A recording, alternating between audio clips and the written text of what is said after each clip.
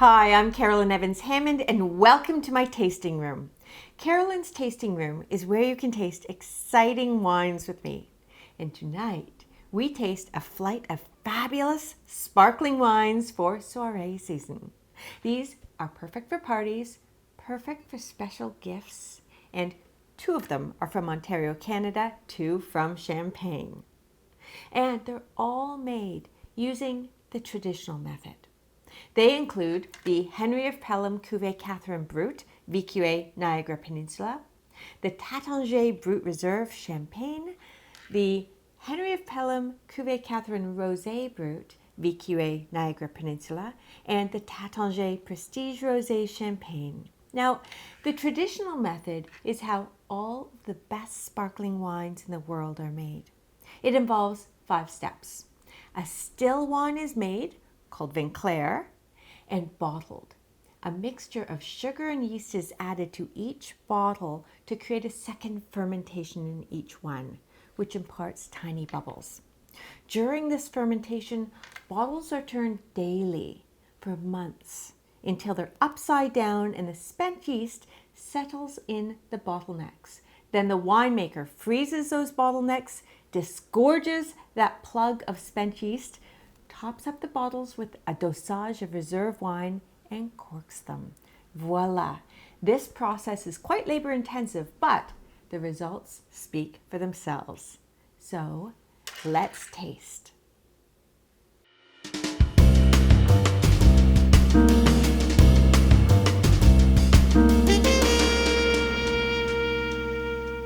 The first wine in our flight is from Ontario, Canada. It's VQA Niagara Peninsula Champagne style blend.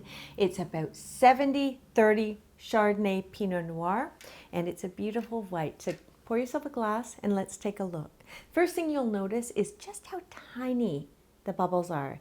That is second fermentation in bottle.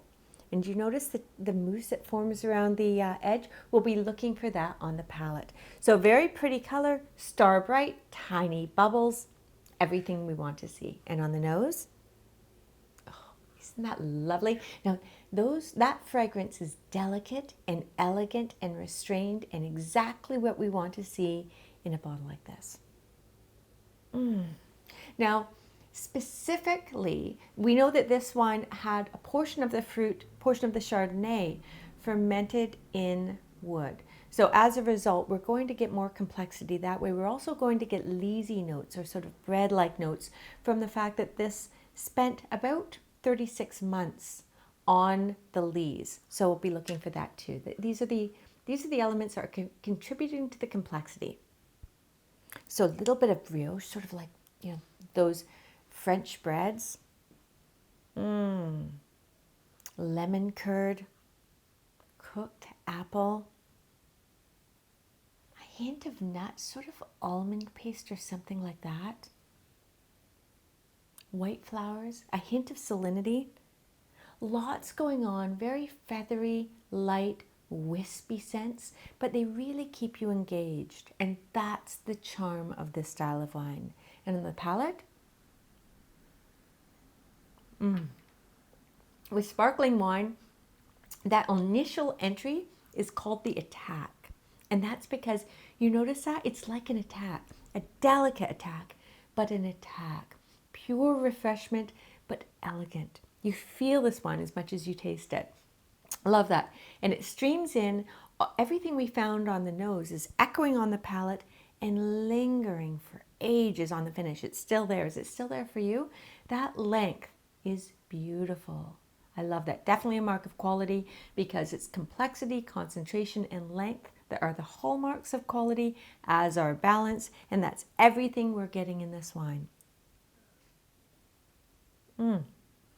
Fabulous buy for around, $35, less than $35 actually in Canada and the United States. And if you are an oyster lover, this is your wine.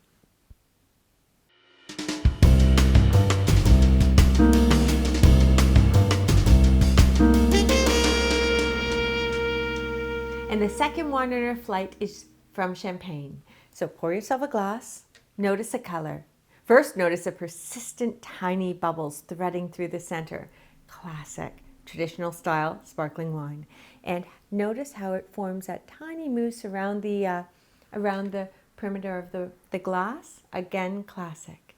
Very pretty, very shiny, very bright, straw colored, everything you'd expect. The thing about this wine is also different than the last one. The blend is different. It's 40% Chardonnay and 60% Pinot Noir and Pinot Meunier. That's important because you need to know what each of those varieties contribute to Champagne.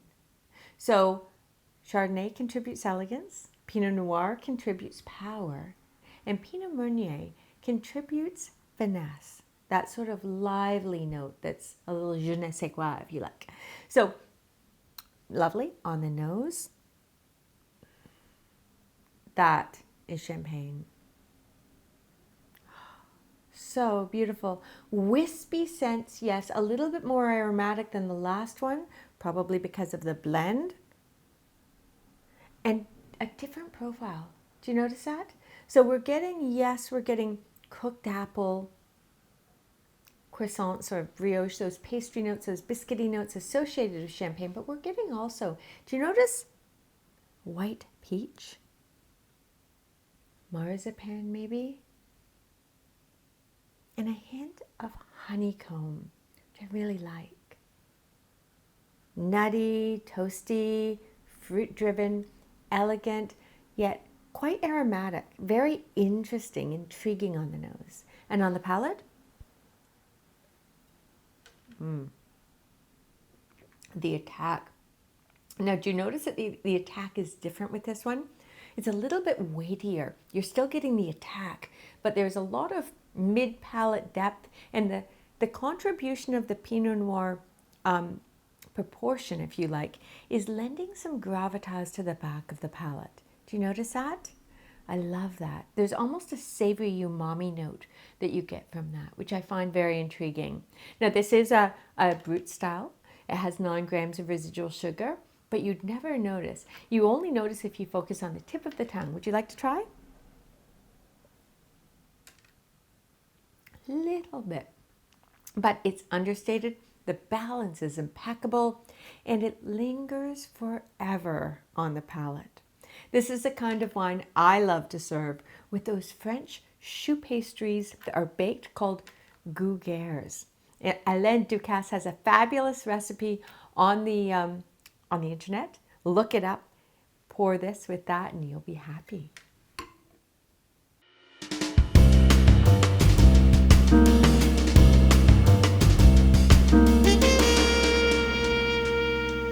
And the third wine in our flight is a sparkling rosé from Ontario. So pour yourself a glass and take a look. Now, what I love is the color. Don't you love that color? It's this beautiful, pale, shiny salmon. Lovely tiny bubbles, great mousse, and rose gold inflections. It's the kind of wine I would love to serve with smoked salmon mousse to, make aesthetically beautiful. Lovely. And on the nose? Do you notice that? Very different than any of the wines we've had so far. And this is actually 70% Pinot Noir, which imparts both the color here, as well as lots of power. And 30% is Chardonnay for the elegance. So you're getting the strawberry, red berry, violet aromas from the Pinot Noir, but you're also getting, do you notice this? A little bit of savoriness, maybe mushroom or something like that. That is coming from the Pinot Noir. Underneath that, you're still getting the wonderful lemon curd baked apple from the Chardonnay, and the leesy notes, so the baked bread is coming from the time spent on the lees. So complexity, elegance, but also power and color. And on the palate, isn't that lovely? It streams in. Flavor-wise, it's a little bit more forward than either of the two wines we've had so far. Definitely mouth-watering, great attack, lots of bright mouth-watering acidity. Tastes quite luminescent, doesn't it? Love that. And yes, we're finding the fluttery notes of everything we found on the nose.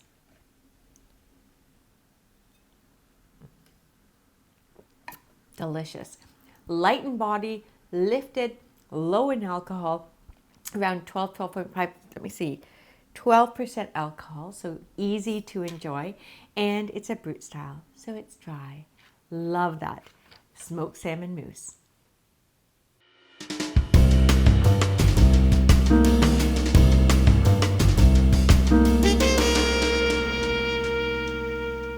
And the last wine in our flight is a Rosé champagne.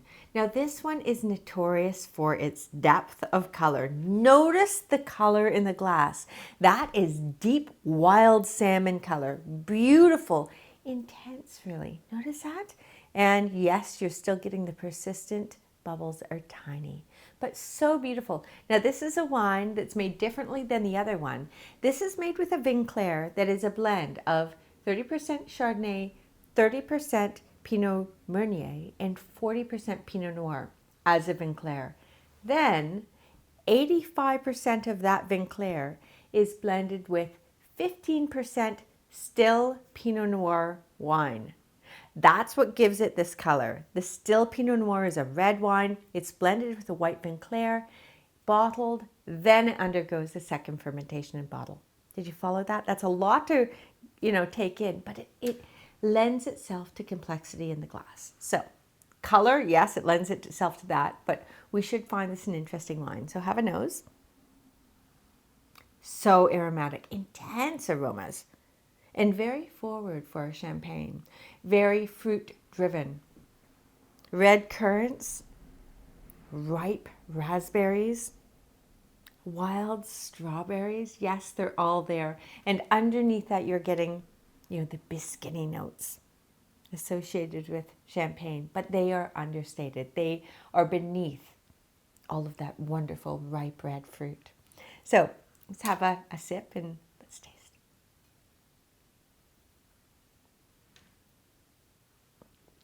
Isn't that beautiful? It reminds me of those French berry tarts. Lots of pastry and the intense flavor of the ripe fruit that tastes almost baked or roasted.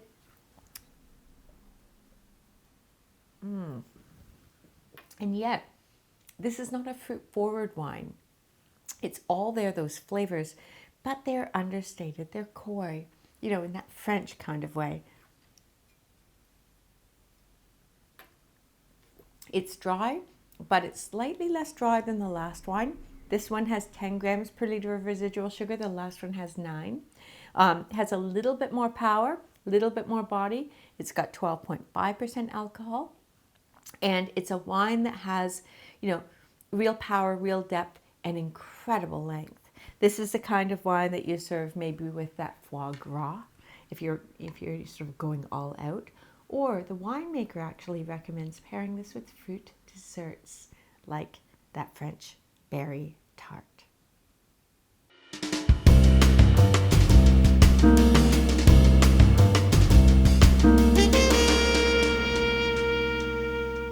So there you have it. 4 fabulous sparkling wines that will have you swanning into soiree season in style. Which one did you like best? Let me know your thoughts. Hit me up on social. And don't forget to like and subscribe because I'm coming right back with another flight of delicious wines here on Carolyn's Tasting Room so you can drink better and learn how.